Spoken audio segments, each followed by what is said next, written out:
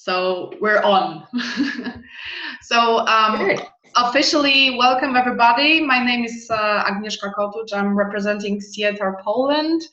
Today I'm representing a webinar committee, and we have a great pleasure today to listen to a presentation of Sylvie Tournier. Sylvie is, as she's underlining, she has a passion for China, and she's been working there for several years, and she has a great experience regarding Chinese culture. I even won't try to pronounce the name of the places you've been living in. I hope you will do it better than me. So there was a lot. So today we're learning about China's strategy, on the chessboard. So we'll see and learn about politics and geopolitics of China. I will give Sylvie the voice to you, as you are the guest and the star today. So welcome everybody, and just to tell you of the rules. If you have any comment, if you want to raise a question, please do it via chat. I will be monitoring it constantly, so that any question, any issue could be given to Sylvie, and so she could answer it and she could react. Okay, Sylvie. Wonderful. Thank you, Agnieszka. Good evening, everyone. Good evening to this China Geopolitics webinar. First of all, I have to apologize for my horrible voice tonight. And hopefully you can hear me. I almost lost my voice today, and I took lots of medicine. Hopefully I will be able to manage to go up through 9 o'clock, but I'm not sure my voice will last after that. I got a very bad cold, and I'm sorry for that. So hopefully I will go to the end, but please be patient with me if it goes wrong. So what are we going to talk about tonight? Well, we're going to talk about, I will be presenting now for some 40 minutes or so, 45 minutes maybe. And I will ask you a few questions on the way, some open-ended questions, so that you can react and not fall asleep during a whole hour. And then I want you, now it's changing. I'm on the way to see the PPT. Okay. Yes, I see it now. Great.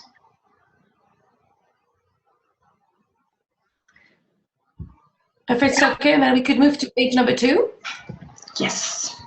On the first page. Yes, wonderful. Oh, no, back to page 1. Page 2, the front page.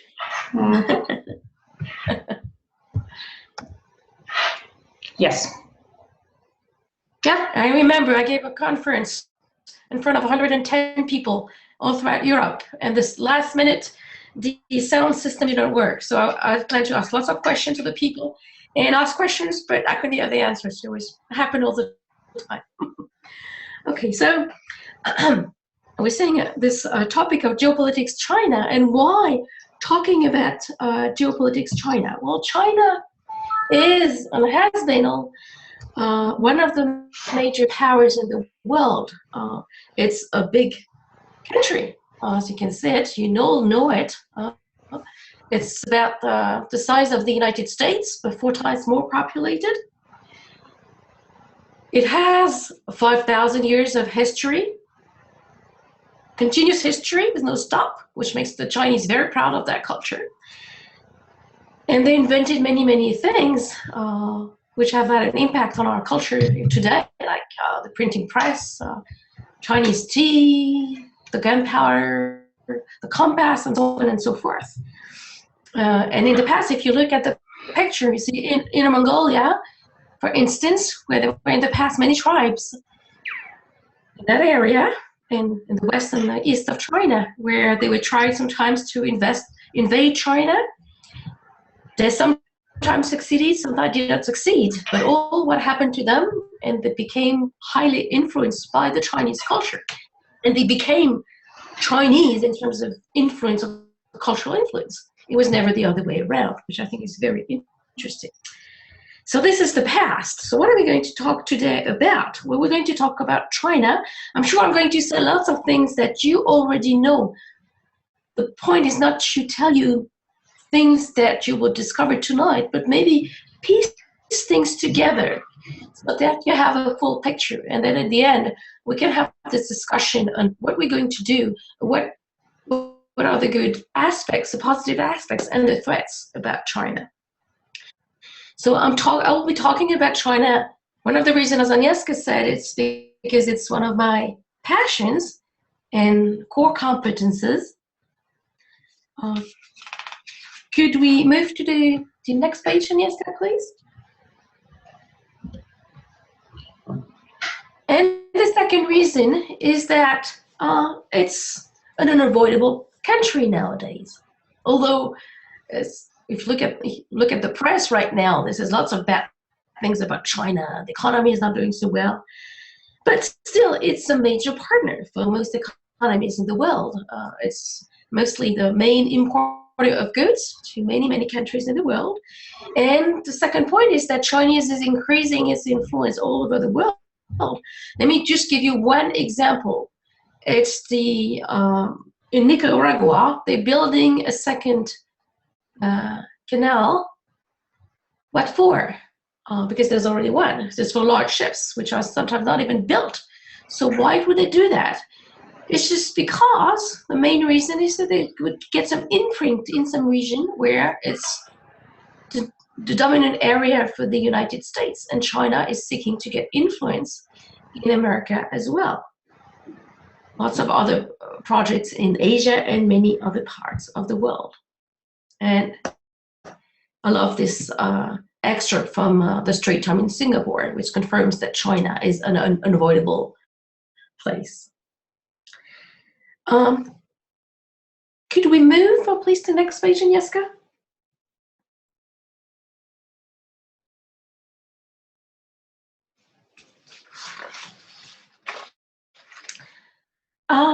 When I went to China last summer, I attended a conference by the European Chamber of Commerce in Shanghai, and it was on direct investment abroad, or outbound investments, I could put it.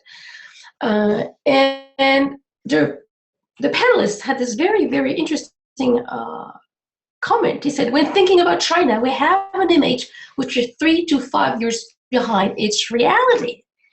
The conference was targeting people living in China. And I thought, well, if the image is 3 to 5 years behind for people living in China, what is it for those living outside of China? So I have a question for you all. I would like to know, what is the image you have about China, present China? You could just type in the chat box to give your answers, and Agnieszka will collect the answers so we get an idea from you all.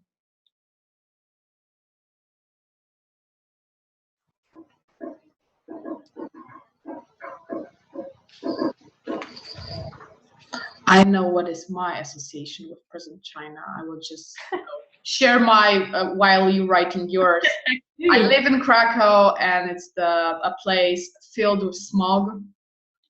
So I'm, I feel very much empathy, because my association with China is the thick smog hanging over the cities. So that's my major association. Okay, first association, a wide gap between poor and rich, developed places and underdeveloped places. Okay, thank you, Julia. Waiting for another one. Okay. Let's wait another second. Dynamic experiment in central economic planning. Mm-hmm. Well, that is true too. Fast-paced, ever-changing. Mm-hmm. Right. Okay.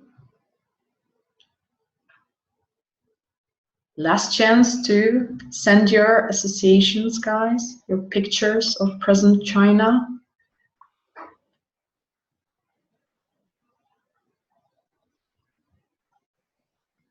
Connections, right?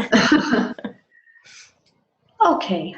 I guess if any new will appear, I will just read it and I guess we can continue. So from what I've read, lots of dynamism, lots of connections, lots of every fast-paced country, and also downside the smog and people. Yes, that's true. Highly populated country. Smog and very rich people and poor people. You're all right. That's true. There's all different facets of China. Yes, thank you very much. Increasingly authoritarian regime. Yes, absolutely true. Absolutely true. And China is a complex country. Yeah, we have also a comment, underestimated. Underestimated. Thank you, Agnieszka. Yeah. China is complex because China is multifaceted. I could mention a friend of mine when I last went to China in January, who said, "Oh, I'm sorry, Sylvie, I'd love to see you, but I can't. You know, the only little time slot that you have available. Well, I have to attend a performance. My 5-year-old daughter is taking a ballet dancing, and she has a performance on ballet dancing. And when you next come in April, well, I might be not there. I might be going on vacation in Italy." That's the minority of very rich people traveling and doing things that we would do in Europe. But as you said, it's very true. It's very contrasted. At the same time, you have 200 million migrant workers. You have 70 million left behind children in the countryside or in second zone cities. The parents have left to try to gain the fortune and going to bigger cities or going to factories. So it's a very, very contrasted country. There's an increasing rich middle class. There's an increasing number, as you know it, of billionaires. All that is true. But let's move to the next page, please, Agnieszka.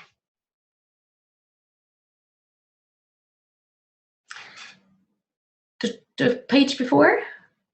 The previous page. Yes. All that you know. What I want to get your attention on is that on the project. As you said, China is evolving fast, and the State Council, one of the big high state organ in China, announced recently a new plan for China's industry, which is called China Manufacturing 2025. And another name of it is Industry 4.0, which is basically a project to revolutionize the Chinese industry, which is caught between two systems right now, right? Is in a difficult situation. And the objective is to, within 10 years, because the aim is for 2025, the aim is to bring China's industry to a highly competitive level. And they are targeting 10 industries to be the top-notch industries in 10 years from now. You have a few pictures of those industries on your screen. You have the railway industry, building fast trains. You have the aerospace industry and aeronautic industry. You see on the screen the Comac plane, the new prototype plane from Comac, which released for the first time to the public last November, the C919. And you have many other industries like new materials, you have emerging technologies, you have smart technology, biomedicine, and so on and so forth. So China is really moving forward to becoming a major player on the international arena. Do you know, and that's one question I'd like you to answer also in the chat box, do you have any idea who is the person in the orange sweater in the middle bottom part of your screen? First comment is great, English teacher. I love it. I love it. Yes. Founder of Alibaba. Absolutely. Isn't Alibaba Alibaba CEO, Mr. Ma. Wonderful. Yes, absolutely. He was an English teacher. This is very true. An English teacher. Very true. Well, I'm glad you know it because he's a star in China. He is the king of e-commerce. He's considered a genius, a star, a hero. He was just released as being number 2, the second billionaire, or number 2 billionaire in China by Forbes magazine for this year, well, last year, 2015. And he's moving things forward to push China towards modernity and to help China moving forward. The people love him. That's one of the facets of China I wanted to share with you. Let's move to next page to see some downsides of the China's situation. Yes. So I guess you can really guess easily from the pictures on your screen. As Agnieszka said, on the left you see pollution. She mentioned smog. Pollution is an awful problem in China. Everything is polluted from the air to the ground, from under the soil, the waters. Everything is highly polluted to levels which are dramatic, and it's going to be very hard to change. Prosperity, as you see in the middle of the screen, is challenged right now, as you all know it, I guess. Growth is going down, is receding. Lots of signs of an economy was not doing as well as it used to. Exports are slowing down. It's difficult. You know, the page on the right, I wanted to show you the potential real estate bubble that could explode sometime. You know, there are lots of cities which have been built, or cities or buildings which are not used, and it's just a waste of money. If you look at the industry, there's a lot of overcapacity in China for the industry. Some industries like the cement industry, the steel industry, even the chemistry industry is in overcapacity, sometimes only working at 65 or 70% of its capacity. In Europe, under 85%, it would be going under, producing at a loss. So I guess it's the same situation in China. It's just a very, very dramatic situation. Money is an issue. Unemployment, money in the sense of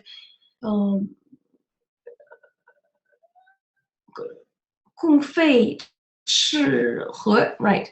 Lots of taxes, lots of the corruption from the local bodies, which is a big problem in this country. A lot of corruptions, lots of decisions made by the central government which cannot be applied because the local governments are reluctant to do so. They want to protect their own local interests, favor the people they know. As you said, people, connections.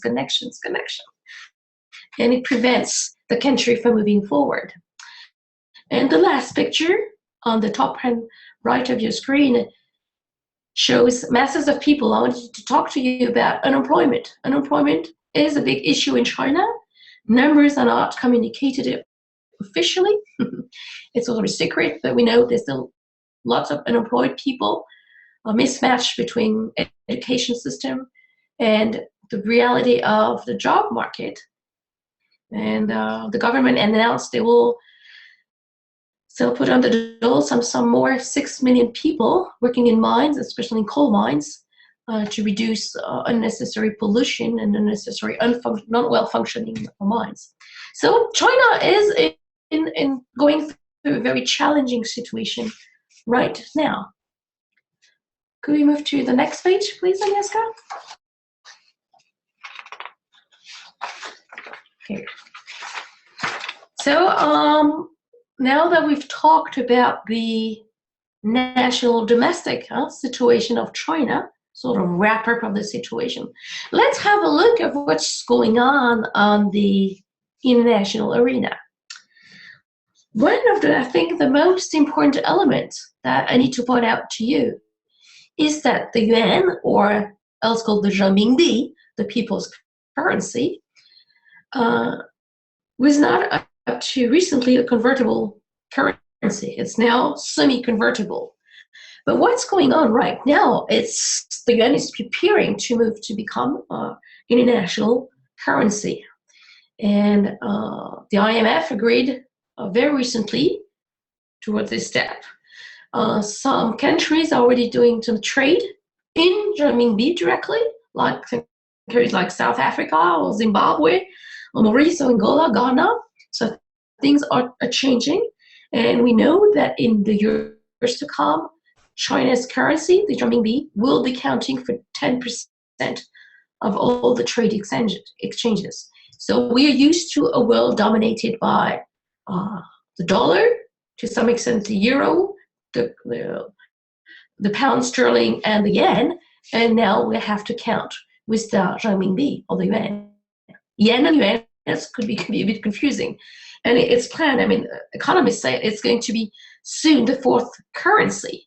Number one, US dollar, second, euro, fourth, and third, pound sterling, and third will be the renminbi.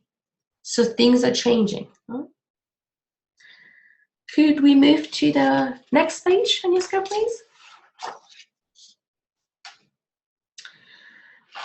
Moving again to see this, to see the big picture on China's influence on the international scene is China's military policy.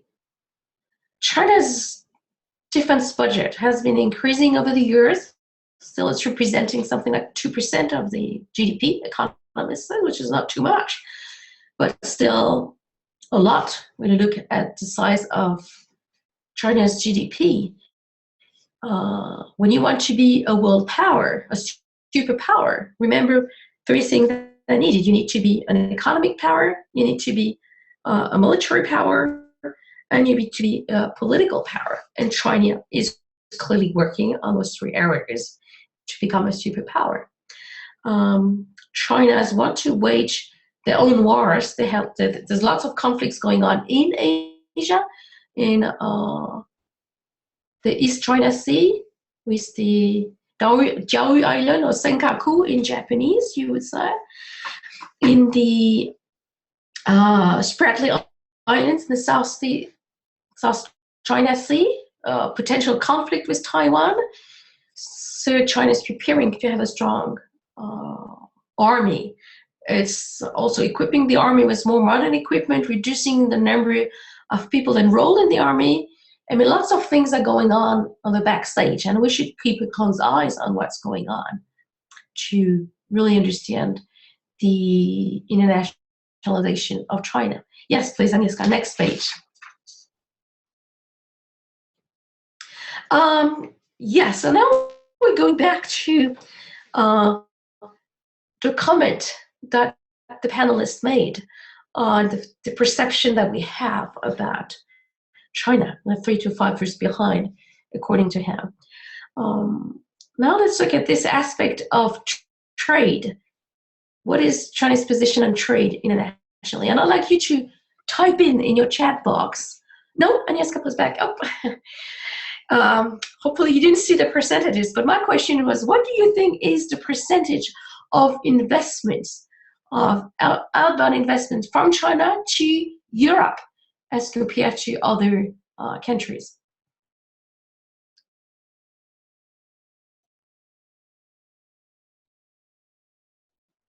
Mm-hmm. 25%, I see. Oh, okay. 10%?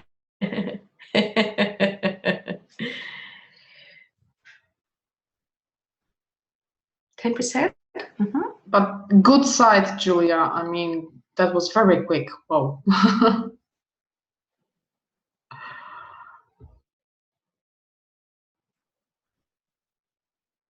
I guess everybody trusts Uwe that he or she, I don't know, I'm sorry, I don't know the name, got it right.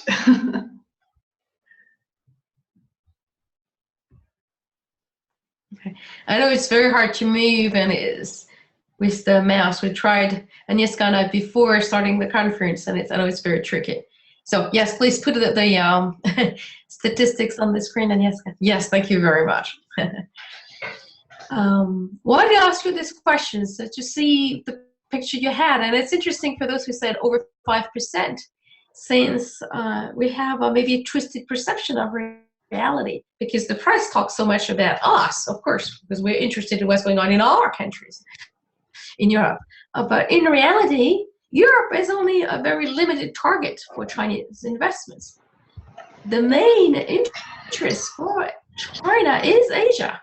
The main focus is definitely Asia. That's why they put all the energy, all the resources, not Europe. And Latin America, much more than Europe. Yes. But going back to the comment the panelists made from the European Chamber of Commerce in Shanghai last June, the misperception we have about Chinese foreign investment or outbound investment is that although it's a limited number in Europe, 5.5%, it's still an increasing volume of investment. Over the year, it's increasing. And I'm reading the number, it reached a high record of $108 billion in 2013, representing 22.8% increase over the previous year. Sylvie, we have a question. Do the speakers include development aid? It's about outbound investment, so it's not about aid. It's about statistics. Let me just give a step back. The statistics from the official statistics books from China, and they're very well detailed, they're very well made, but we don't have any control on what they put in there, so we have to rely on what they say. So it's information is China is always very sensitive. So they say it's all about outbound investment, about money being placed for projects, being invested in services and industry. That's what they say. That's the official answer I can give you. But reality, I don't know. We had also another comment that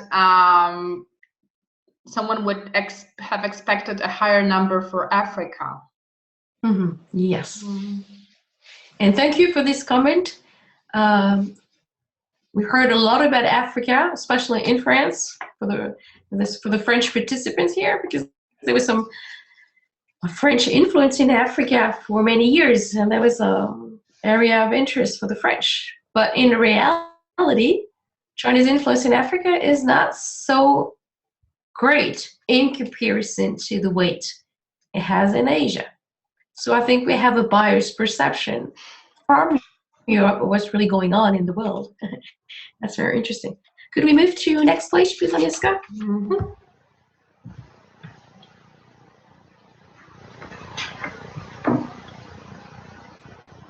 So as we are all in Europe, let's have a look at Europe.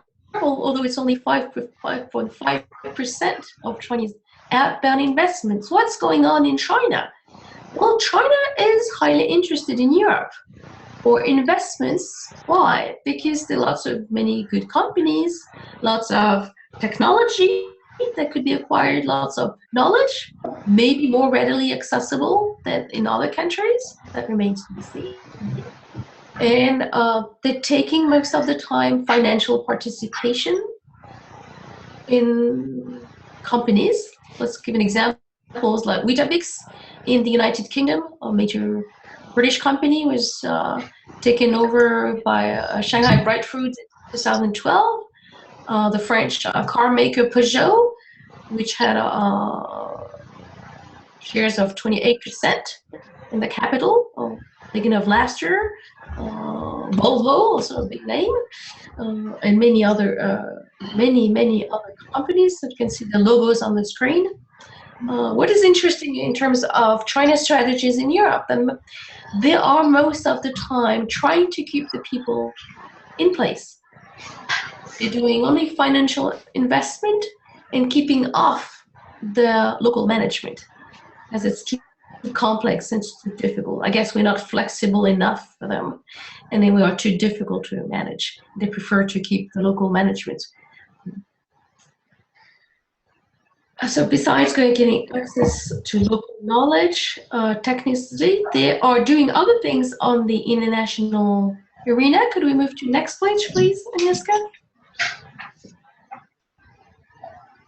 And that's going to be our last page before we start having our discussion together.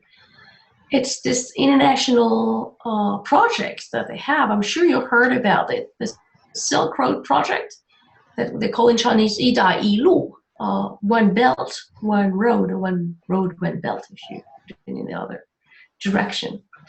Well, it's still Broadway project that's been launched by the President Xi Jinping a couple of years ago in 2011. And the project is about reviving the past glory of China with the Silk Road. The Silk Road was started in something like 100 after Christ, going all the way through China, Central Asia to the Mediterranean. And there was a good way to transport goods, and silk especially, and that's how silk arrived to the Roman Empire, and the Romans were just so enchanted by this wonderful material, then they didn't know where it came from. So reviving this glorious past, they would do it in two ways. They're planning on doing, if you see on the screen this red dotted line, there would be a land route, taking subtle forms, taking some railroad, going through roads, right? And China's preparing to build roads, to build bridges, and lots of infrastructure. And the second route would be what you see in the blue line, which would be a maritime route or several maritime routes. It's not very clear. This picture, I have to tell you, comes from an official website from Xinhua, the official Chinese agency. So that's what they announced officially. Why is China planning this Silk Road? What is the interest? Well, first of all, there's a trade interest. Having this land route would shorten the transportation of goods instead of going through maritime roads, shortened from 40 days to 10 days. Last week, as short as last week, the first train arrived in Iran, delivering freight in Iran from China. There have been some announcements that some trains will go all the way to Germany. We don't know yet what's going on. It's a complex project, and it has to go through many, many countries. There's Russia on the north, which would be overpass. It's not easy. There's lots of countries which are not that stable. So the project is not easy to realize, but China has already invested $40 million in the project. Dollars, right. Central European countries are very interested. They could develop for this project. So one reason is trade. Another reason is developing the west of China. As you see, the land route will start from, I have to translate it since it's written in Chinese, the city of Xi'an. The next city is Lanzhou, a big city in the west, and we go through Xinjiang, this province populated with Muslims in China, and greatly over the scrutiny of China, fearing some more protests and unruling in that part of the country. So it would be a good way to push the development of that part of China and make it even richer. A third objective for this project, this vast project, is to develop China's imprint in the world, and especially in this area of the sea where lots of international freight is going through. It's a good way to counter the weight the United States has. It's another way of maybe taking routes beyond the Malacca Strait. If you look at the second dot, there's several dots, starting points, I should say, for the routes. One is from China or Vietnam, and the second, if you move towards the left of your screen, is in Burma, or and that would start controlling, going away from the Malacca Strait. So China is hoping through their friends, China's friends in those different countries, in Pakistan, in Burma, and so on and so forth, controlling even more this area and getting more domination in the Indian Ocean, in the China Sea also. Well, that's all I wanted to present to you tonight. Let's move to the last page and do this wrap up.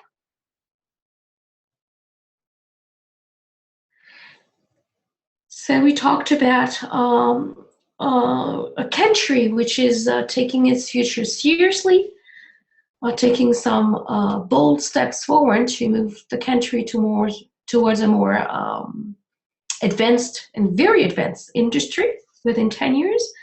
We see a country which is moving its pawns on the international chessboard and getting an increasing footprint, I should say, in Europe. Although still I have limited business investments compared to Asia. We see there's some challenges going ahead in China on the domestic level. And for us, what could concern us, I should say also that we have an increasing number of Chinese visitors with the growing number costs in China, increasing number of visitors of Chinese, especially the Chinese New Year. They move around a lot. We have a center of development going to Asia, that I said. But there's one point I would like to add, and I'm sorry for my voice, which is really sore. I would like to add that China is also pushing its soft power forward. One of the ways of doing it is through the Confucius Institutes, the language, the Chinese Institute to study Chinese. And we have now 465 in Europe, in the world, and 298 in Europe.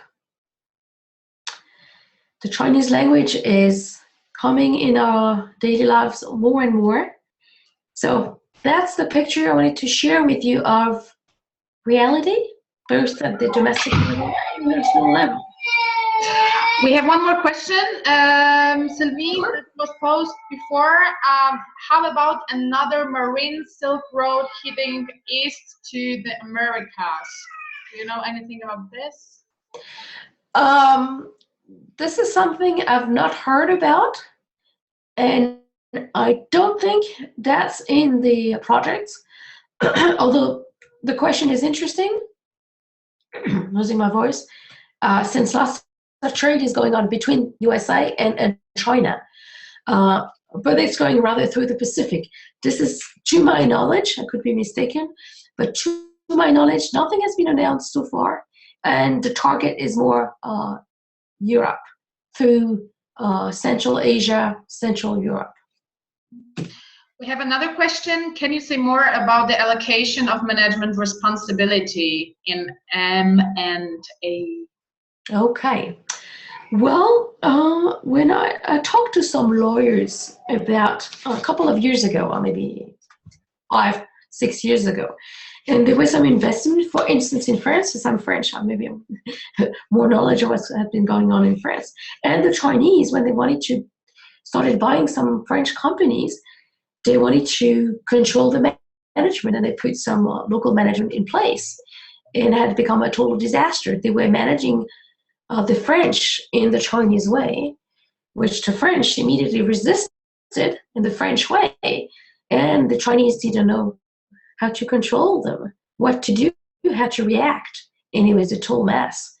And they have had, from what I've been told, a number of bad experiences, and they're not ready, apparently, for that.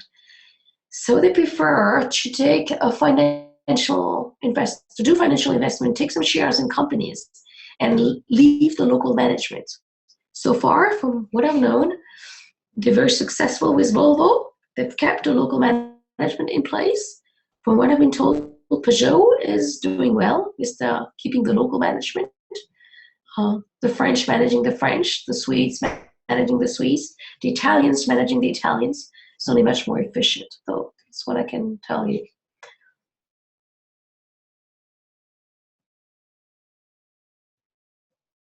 Other questions?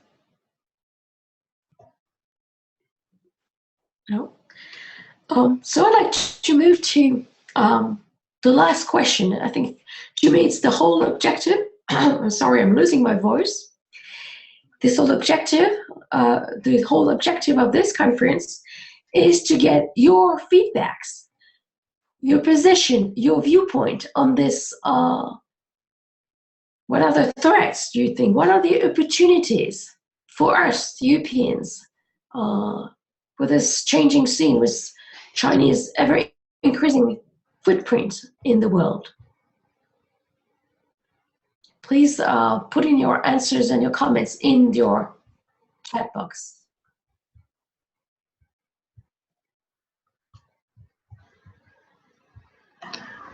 I would say even we're very good with time. I guess we have time. If somebody wants to comment, to make a voice comment. Okay, sure. I guess we can. We have time to do this, and we can do it really quickly. So, if anyone wants to join the conversation, we invite you to do so now and to make a comment.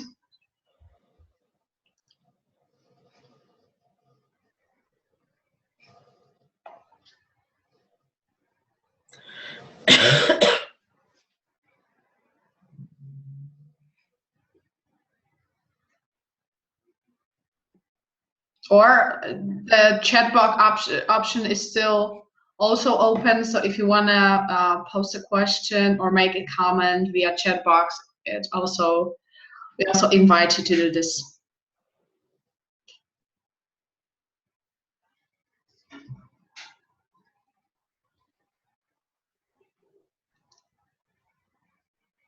Okay, we have first comment. Your last bullet point is increasingly threatened by the economic downturn in China. They admit to 6.5 growth, and it is probably lower volatility on the equity and the currency markets, and the apparent inability of the central bank of China to exercise control or influence there. Yeah. Sylvie, do you want to comment on this? Yes, I do agree, but I think we should not forget, I'm sorry again, I'm losing my voice, it's just very terrible.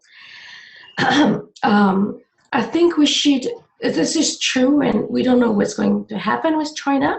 Maybe it's going to go through an economic downturn, it's highly possible, but I think we should not be distracted by this part of information that we receive.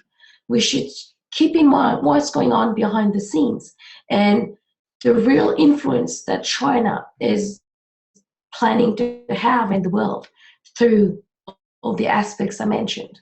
So there could be some economic slowdown, there could be some implosion, social implosion.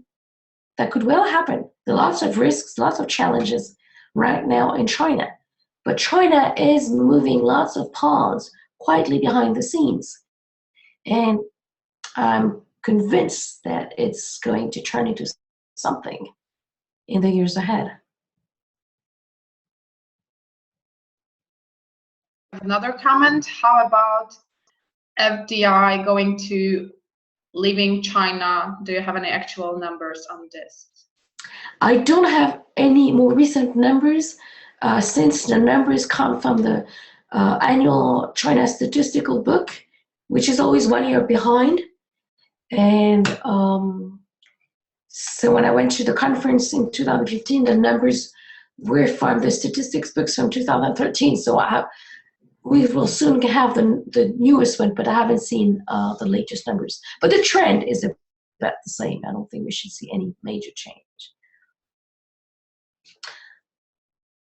Okay, last comment. It seems our intercultural work has 3 or more possible targets. expat management, which, as you say, is limited, and 2, students abroad, and 3, internal diversity issues. I think the third is possibly interesting given my limited experience with university students in China, where the issue is either hush-hush or curiously naive. That was coming from Milton Bennett. Okay, yeah. So, yeah, I would like to hear more of your comments on this situation. What do you think of some opportunities for us in Europe? What do you think are some threats of this situation?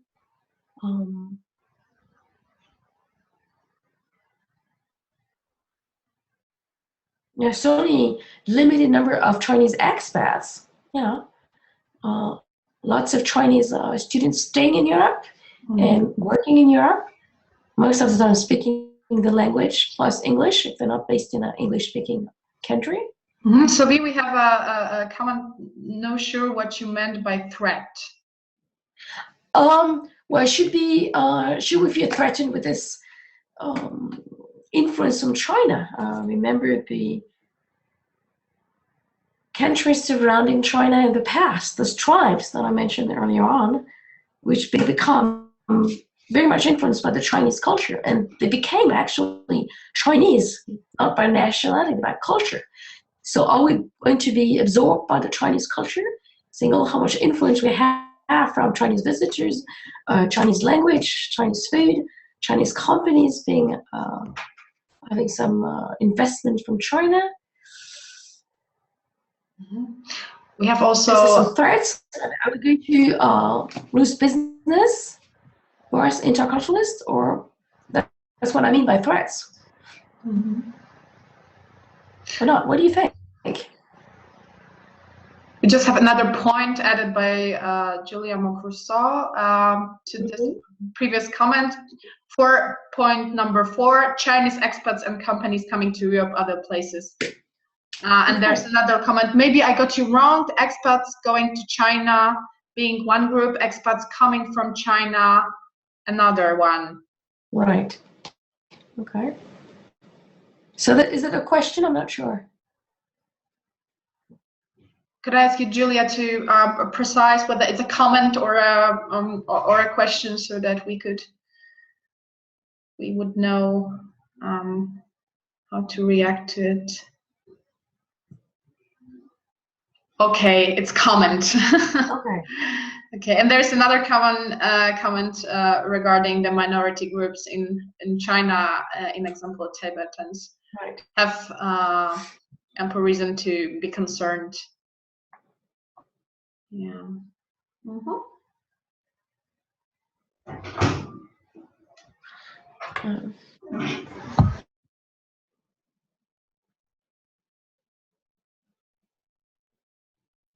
So a comment from Molly, but I cannot see it all. Chinese influence is not new, I saw.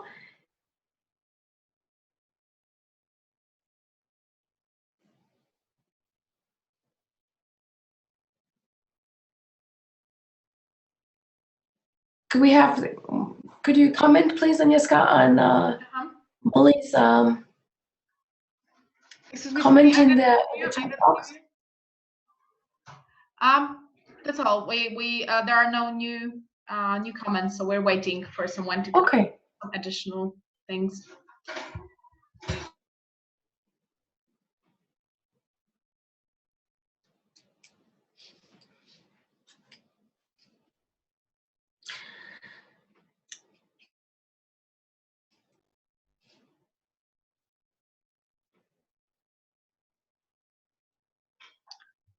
Last minute, if anyone wants to comment or add some questions, that would be the opportunity. You see problems, difficulties.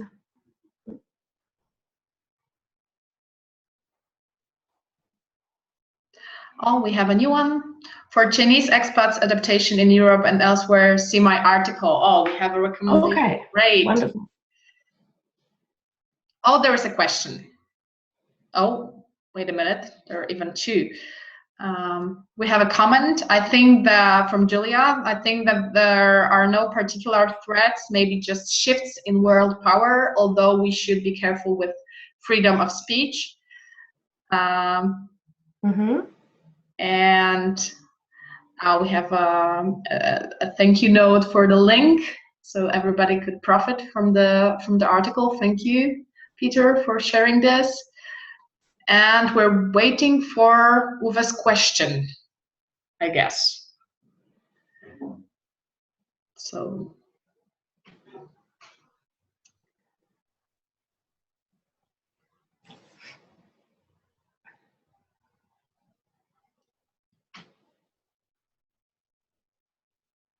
This is a strategy of building, you know,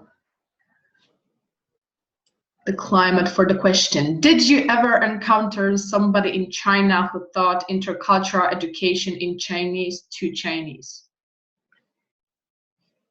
Did I ever encounter any in China? Somebody in China who taught intercultural education in Chinese to Chinese. Right. Well, the topic in China is not really a hot topic. I think the Chinese don't think it's very interesting, and they prefer to concentrate on other areas such as management or leadership, which is a very hot topic in China. But cross-cultural topics are not really hot in China, and I guess the Chinese thinks they can do it themselves. They would adapt easily, which is not necessarily the case. But no, I've never encountered some Chinese people asking for Chinese, in Chinese language, some cross-cultural training directly, if that's the question. We have a comment that from Uwe. Actually, I found out that they don't even have the words and theory. So Julia also commented that the companies and trainers exist, but not many. And Milton comment, there is a program that incorporates intercultural material at Peking University. Oh, that exists, definitely exists. I mean, the word exists in Chinese. They know what it is, but it's not very popular, I should say. Mm-hmm. Yeah, and there's another comment. There is considerable interest in cross-cultural communication topics at key Beijing universities. Yeah. Right. But it's not a real hot topic for companies. They think they can do it, but in reality, not necessarily. Mm-hmm. Okay. It's everyone thinks they can do it. Mm-hmm. Peter says his co-written book on intercultural interaction was translated into Chinese. Wow, wonderful. So yes, extra the love. There is a light in the tunnel.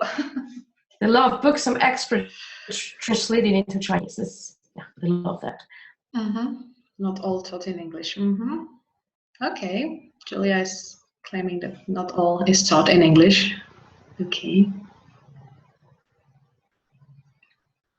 I guess we're starting exchanging good practices and information. That's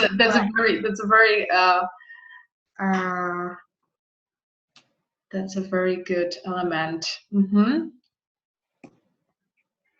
So guys, if you leave any links or information, we'll try to get you it and send you the information about the links and the articles that you recommended. Mm-hmm. Okay. Do we have any additional questions or comments? Where can I buy the book of yours in Chinese? To which Uwe you are right now referring, because I've read several, I guess to Milton's, yes? Or am I? Milton's, yes. So the question to Milton Bennett, where? Peking University Press. Okay, so we have the answer. Mm-hmm. Okay.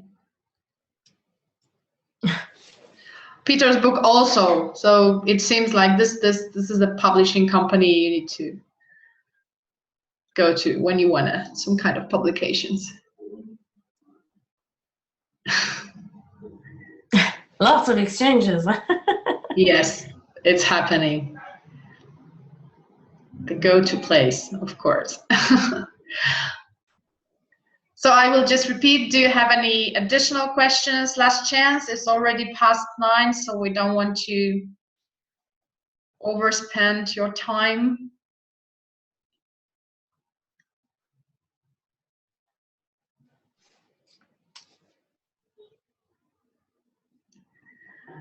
Okay, I guess that's all.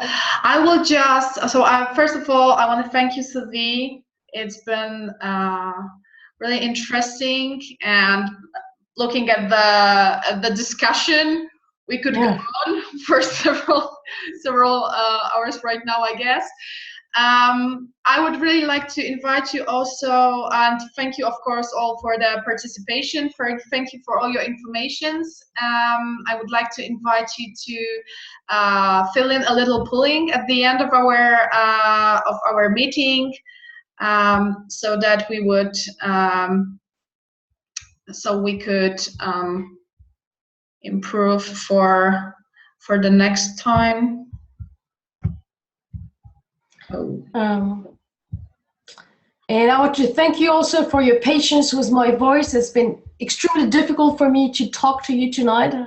I tried my best, but it was not the best night.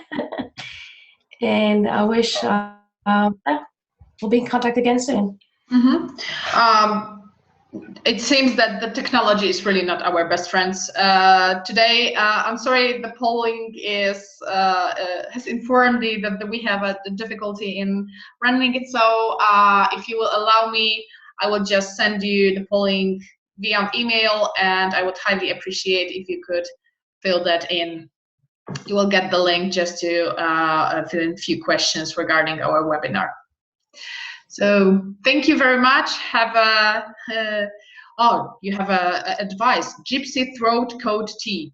My God. Okay, I'll try that. My imagination again went wild. Okay, so Milton will contact you to tell you what is in it, because it's really interesting. So thank you, everybody. Hopefully see you and hear you on some next webinars. On behalf of SIETAR Europa, I really, one more time, thank you very much for your participation. Thank you, Sylvie, for sharing your knowledge. Bye-bye. Thank you. Bye.